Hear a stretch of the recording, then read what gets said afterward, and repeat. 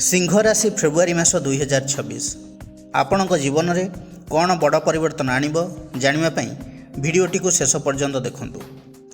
एही मास सिंह राशि पई आत्मविश्वास सम्मान और नेतृत्व बढ़ाइब। पुराणा अटकी काम आगक बढ़िब। अहंकार बशवर्ती होई काहाकू नीचा देखांतु नाही।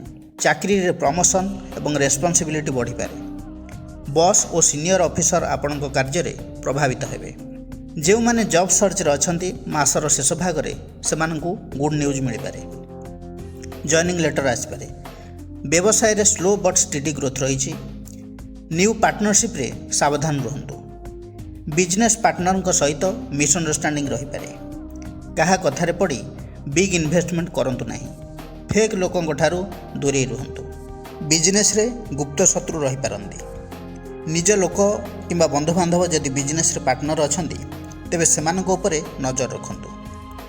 पुराणा इन्वेस्टमेंट रु लाभ मिल पारे, किंतु धार देबा धार नेबा एवं लोन को संपूर्ण रूप से अवॉइड करंतु। स्टूडेंट्स माने पाठ पढ़ा को नहीं कॉन्फिडेंट रहिबे।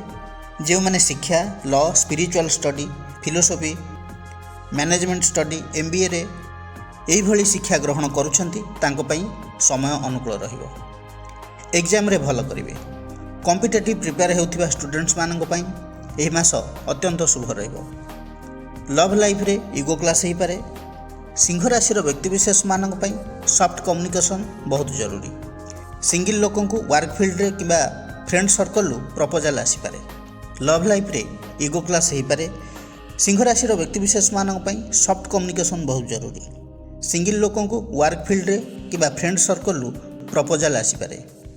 दाम्पत्य जीवन में छोट मोट मिसअंडरस्टैंडिंग हेबो। पार्टनर सहित फ्रेंडली बिहेवियर करंतु, संपर्क मजबूत हेबो। स्वास्थ्य प्रायतः भल रहिबो, किंतु मझिरे मझिरे बीपी अप डाउन रहिबो। स्लीप इश्यू रही पारे। ओवरनाइट वर्क को अवॉइड करंतु।